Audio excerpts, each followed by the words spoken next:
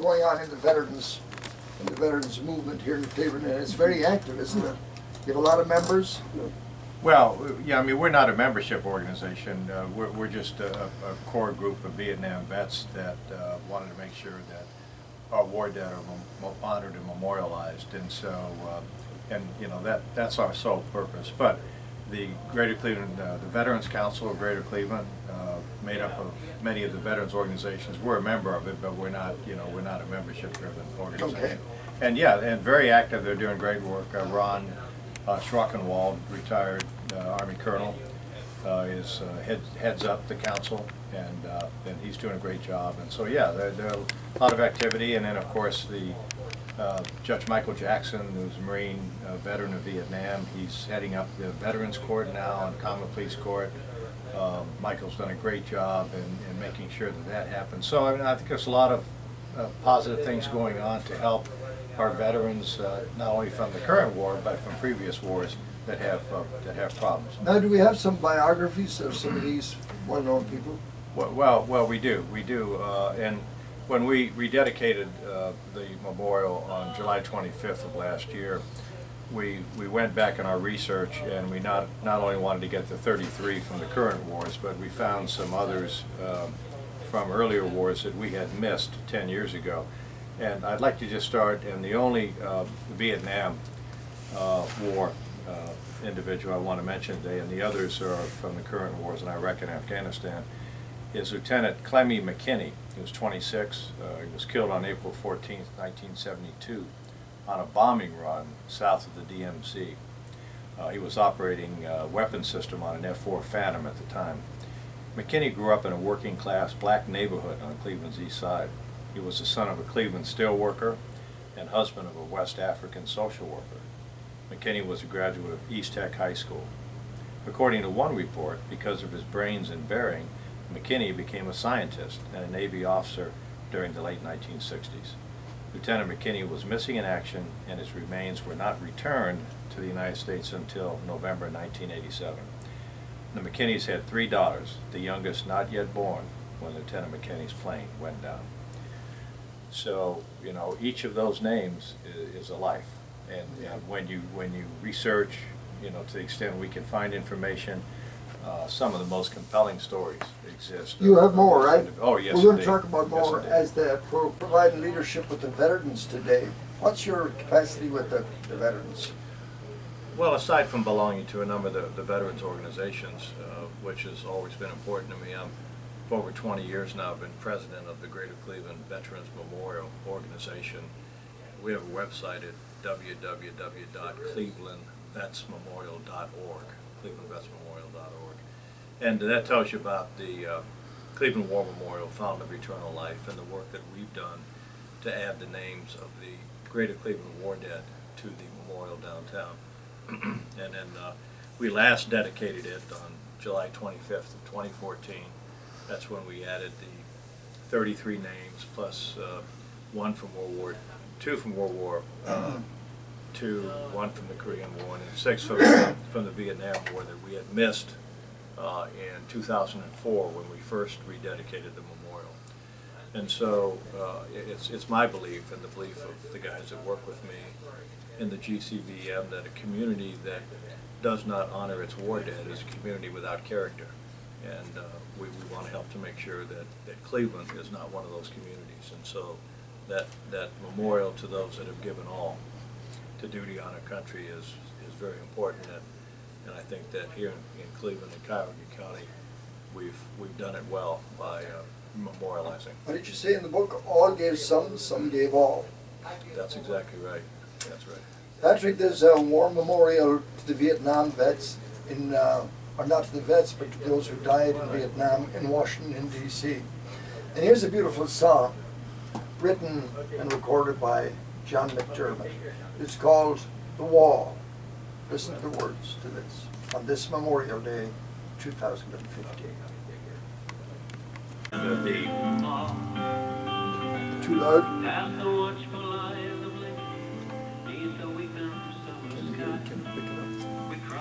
But it was touch the names, letters to the Vietnam Veterans Memorial. And this was, it debuted here in Cleveland at the Cleveland Playhouse. Very successful. And the Gold Star mother of one of the Cleveland guys killed in Vietnam, she was honored through all of this. And of course, she had her letters from her sons, two sons, one that died and one that did not. And so, but seeing that touch the names reminded me of that. It was just a lovely experience. That's a great article, Don. I was impressed with what you read. I got a, JC, you were going to say something there. It had to be something really astounding and marvelous and wonderful. It always is when I speak, Jerry. I know. I just wanted to do a little bit of follow-up with Patrick's comments on the Greater Cleveland Veterans Memorial, Inc. I filmed it on their behalf last year, and you can see it, the entire thing on YouTube. If you would Google Greater Cleveland Veterans Memorial, you'll find it. It begins one day with the reading of the name from the Spanish-American War, and the following day is when the readings end. So it went all night, and the ceremony is very beautiful and very meaningful. So once again, that would be, if you would Google Greater Cleveland Veterans Memorial, you'll see it. And I have three veterans on the program with me this morning: Eddie Fitzpatrick, J.C. Sullivan, and Patrick McLaughlin. Congratulations, all you guys, and thanks for all you've done for this wonderful country we live in.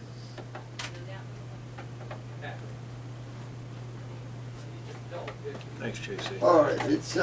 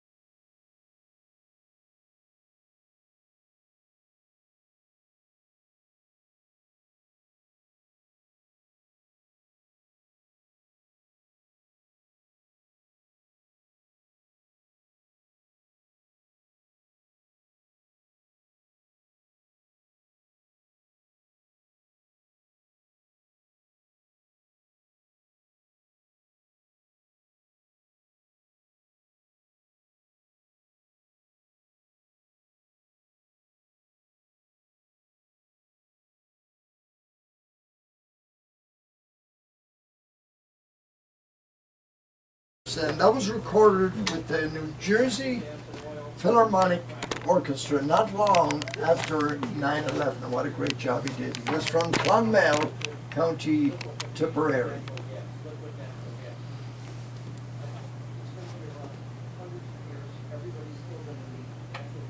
Two related developments have recently occurred in Ireland. U.S. Navy SEAL Michael Murphy, a Medal of Honor recipient, has been recognized in Ireland by U.S. and Irish veterans living there, and they've named a new veterans post in Kinsale in Cork as Navy SEAL Lieutenant Michael P. Murphy, Irish Veterans Post 1. On June 28, 2005, Murphy was killed in a firefight in Afghanistan after exposing himself to enemy fire to call for support for his outnumbered four-man team. The only survivor, Marcus Luttrell, was later featured in the film and book Lone Survivor. According to Ray O'Hanlon of the Irish Echo newspaper, Irish veterans asked Murphy's parents, Dan and Maureen of Suffolk County, New York, for permission to name the post after their son. Permission was readily granted, and so, with a plaque to tell all who would come visit, the post has come into being. With the dedication of the post came plenty of attention. This became a big deal. In the Navy, the Naval Special Operations Community, the American Embassy, and the Irish Navy all became involved, said Dan Murphy. Michael was known as the Fiery Irishman from New York. An Arleigh Burke-class destroyer, DDG-112, with our Pacific Fleet, now bears the name Michael P. Murphy. A contingent from the ship included her former commander, Tom Schultz. The Irish ambassador to Ireland, Kevin O'Malley, also attended. Following the events, guests attended an inaugural fundraising dinner to benefit the Michael Murphy Foundation. Interestingly, the destroyer is the same design as another of its class that is named after other Irish Americans, DDG-68 USS The Sullivans. Thank you, Ireland. In a somewhat related event we could call a tale of two Irelands, in Ballymote, County Sligo, this event had shameful underpinnings.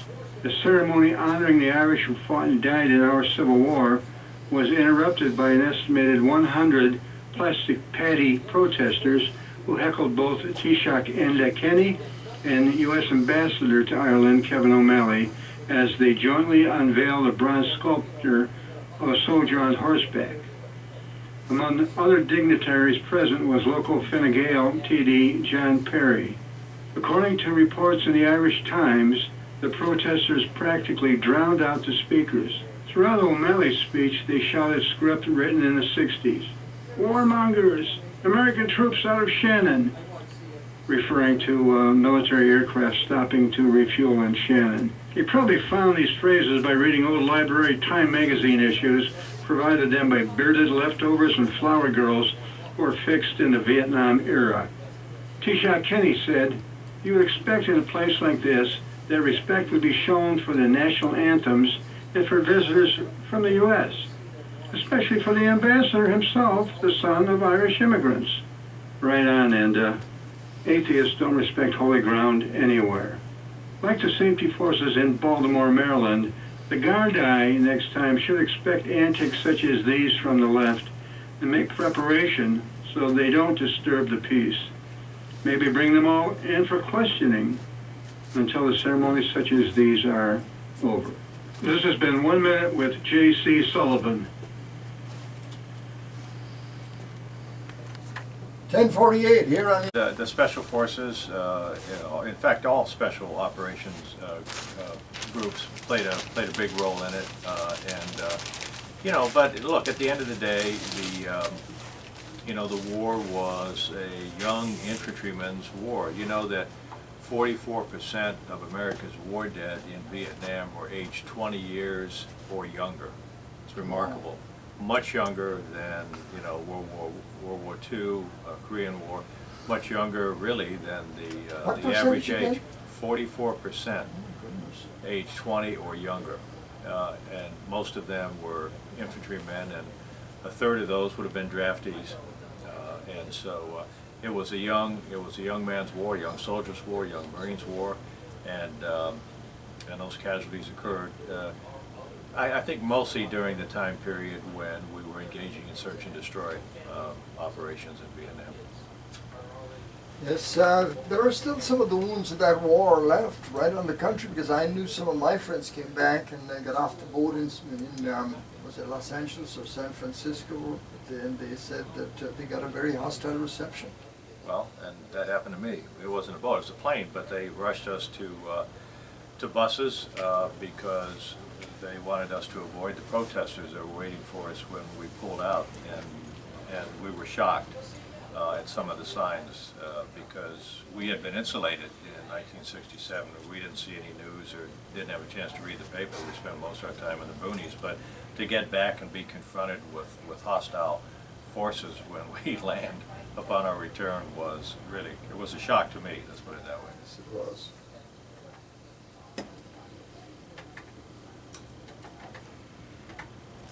Now, here's more of Tommy Scott. You know, let me pay my compliments to the plane dealer this morning. They've just done a lovely job in talking about the sacrifices of the 3rd Battalion, 25th Regiment, the 4th Marine Division, known as the 325, suffered the highest number of casualties. These are young Marines from all over Ohio.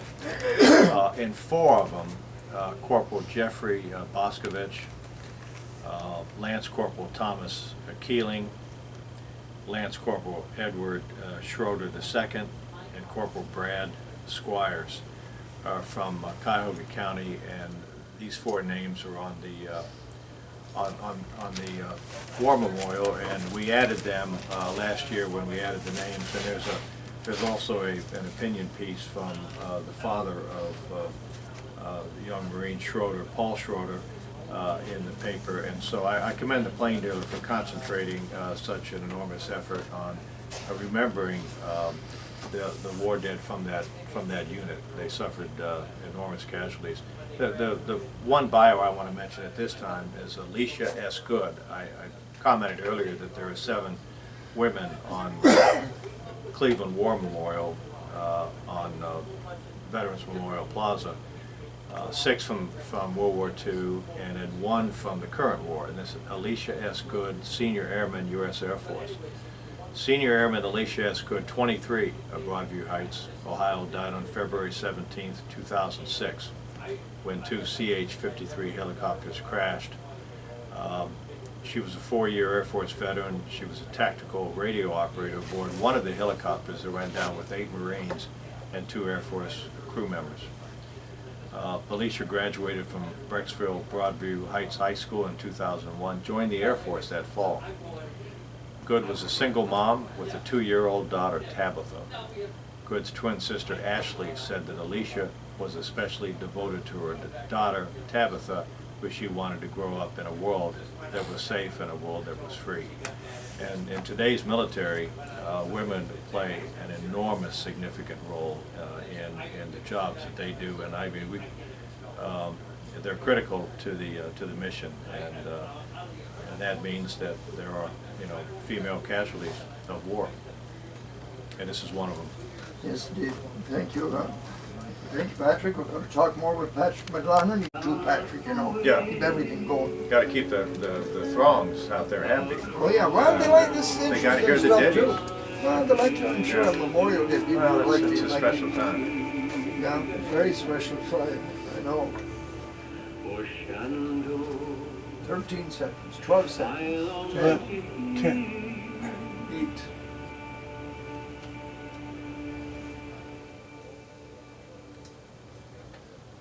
Great song from John McDermott called Shenandoah here on the Irish Show on WHK AM 1420. Our number 216-901-0945, and Colleen's email is quinirishradio@yahoo.com. Our special guest in the studio this morning is former U.S. Attorney and Vietnam veteran Patrick McLaughlin. But J.C. Sullivan, I think, is a very pertinent question to ask Patrick McLaughlin this morning. Go ahead, J.C. I'm going to call him Sergeant Mac because that's what the guys in his unit called him. Patrick, what impact did not only obviously your combat experience, but your military training when you went through boot camp and just your entire military experience. What kind of impact has that had upon your life? JC, it's had an enormous impact on my life and decisions that I've made in my life. There's no question that, to me, the year that I spent in Vietnam and the job that I had, the experience with my guys and the unit we fought with, is a changing point in my life. It's a seminal year. I think it sort of reshaped my future in so many different ways. When I went to Vietnam, I had taken some courses at night school at Tri-C, but I volunteered for the draft, and then, as I was saying, some of those long nights when we're on guard duty and there are no distractions, it's just you and yourself and what whatever you're thinking about at the time. I promised myself that if I got back, I'd go to college, and then I'd go to law school and become an attorney. And so I've delivered on that promise. But I have to tell you that my experience in the military changed my life. And look, I'm an Air Force brat. My dad was career Air Force, and so I grew up in that culture, and the Army was my service. But it was the wartime service that really had an enormous impact on me. Did you find a lot of the people in your unit felt the same way? A lot of patriotic? Oh, yeah, look, I mean, there are different degrees of that. I mean, some of us wanted to be there, some of us didn't want to be there. Some of us were dragged over there, others weren't. But the bottom line is we all answered the call to duty, and it was America that sent us to Vietnam. And it's not the kind of thing that you buy a ticket for and you go over as if it's a holiday. The country said, you need to go, and we went, and we served as honorably and as well as any generation of veterans. I think that's much better understood now than it was when we were coming back from Vietnam. And so, yeah, look, we did our job, and we fought for each other, and I think the bottom line was, you look out for the guy on your left and the guy on your right, and they look out for you. Okay. All right, back to trad music. The Veterans, what's the title with the Veterans again, Patrick? The Greater Cleveland Veterans Memorial Greater Organization. Those biographies, you got a very, very interesting biography coming up of somebody that died in the Iraq War, right? Yes, this is in Afghanistan. In Afghanistan, I should say. This is Jason J. Fabrizi, Sergeant First Class, U.S. Army. Sergeant Fabrizi, 29, was on his fourth tour of war-torn countries when his convoy was attacked July 14, 2009, in Konar Province, Afghanistan, by rocket grenades and small arms fire. He was the father of three, with a fourth child on the way. Fabrizi was born in Cleveland and moved to Florida at age 10 with his parents, both Marines.